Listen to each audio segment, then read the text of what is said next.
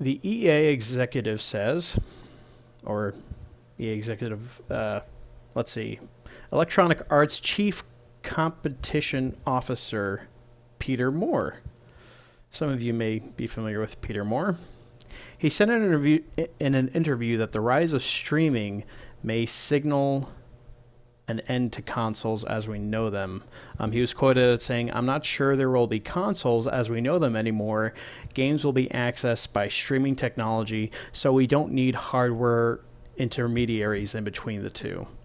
Um, so he's basically just saying, with the rise of gigabit internet speeds, you're basically just going to have a very small device that's just built to connect into your network, pair yourself up with a controller, and plug and play. It's going to just do all of the gameplay cloud based, bring it back to your TV, hopefully as latency free as possible, and that's going to be your game experience. No discs, no box that's going to actually build the game in a virtual environment and load it there.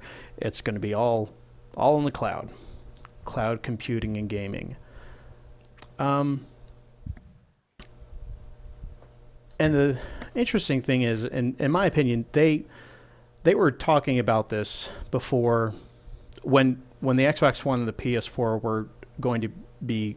We knew it was an eventuality when PlayStation 3, 360 just were having trouble keeping up, and we knew we needed more powerful consoles.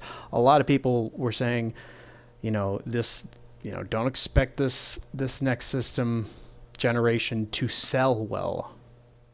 That was the key. They're like, hey, this is probably not going to do well. People have moved on to tablets. The more hardcore gamers have moved on to PCs.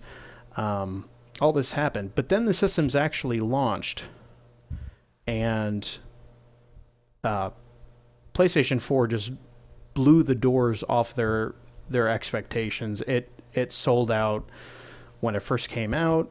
It's doing very good numbers, and Xbox One is also doing very well now that they've done away with the Connect requirement and DRM policies that we all want to forget about. Um, so it's interesting because this generation has actually gone above and beyond what they were expecting them to do. So I don't know. I just kind of feel like it's a little bit late in the or not late. It's a little bit early to be making a prediction like that. Um, but then again, we've heard about things come down the pipeline that that may be true. Um, but yeah, let me get your thoughts on that real quick before I continue. Uh, yeah, I feel it's a little bit too early to think about that too. I mean, it's entirely possible to do something like that. Honestly, if they got rid of consoles completely, I think I would feel a little bit sad because there's something about, just nostalgic about opening that box of like a brand new console that everyone's been talking about, pulling it out, putting it down, and then like getting a cartridge like back then, getting a disc now, and just like putting it in and just booting everything up. Like there's something nostalgic about that for me. And I feel like if it does go to streaming, I'll be a little sad about that. I think maybe in the future things might actually go that way. Um, so just far off now, I'll be able to accept it. I don't really want it to happen so fast as he assumes it's going to happen. Um, and I don't think it's going to happen really anytime soon. Yeah, and Sony has a service out now that basically does this. It's PlayStation Now.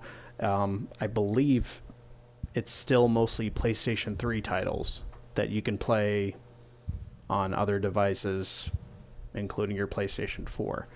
Um, and instead of going to the trouble of either creating emulation software or including additional hardware components that will make PlayStation 3 games run on a PlayStation 4, which Microsoft doesn't seem to have a trouble doing with 360 games on the Xbox One. They're just pushing updates out that make it happen. which I just really wish PlayStation 4 had. Um, so what this is doing, we're basically seeing how streaming works. I haven't used it myself. The limited amount that I have heard about it, though, it does seem that yeah, it works pretty good. The resolution's good, frame rate is good. There's not a whole lot of latency between your inputs and what they do on the screen. Um, but I just don't know that gaming is ready to move there and completely leave behind physical media and having um, an actual console box that you use to play the game. Whether or not you have an internet connection, it works. Um, they tried to push that last time, and there's a lot of outcry, and they didn't go that way. I don't think we have gotten to the. I don't think 2 years is enough of a difference to really go to try this again. Um, Now, we've seen things like the PlayStation 4 Neo announced, where this is basically a half generational step um, forward. Um, so we're still getting new hardware releases, even though I have my thoughts on that aren't completely positive going in that direction, because this kind of breaks up uh, the nice thing about consoles. Nice thing about consoles is you get a game, you pop it in, and it should just work. Now, since the last generation, since we've had hard drives and all of them, now we have the ability to, instead of having a game pushed out and delayed and delayed and delayed until they fix out all the bugs, now we get games on the day that they're announced on, but they're kind of broken. And then they have to come in and patch them later. Sometimes this isn't so bad, sometimes it's a complete disaster. So this being this whole thing with the with consoles kind of moving in the direction of where PCs are now, that takes away the appeal that consoles have, where it just works from your couch.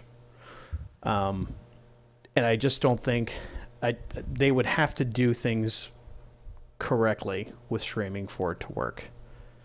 And I mean, the whole thing with DRM that we got upset about was just like, well, what if I don't have internet? What if I move into a house and I haven't gotten internet set up yet? You're saying I can't play a game because my console can't connect to the internet? That's ridiculous. And it is. Well, that's what you're asking for with streaming. You might get a cheaper.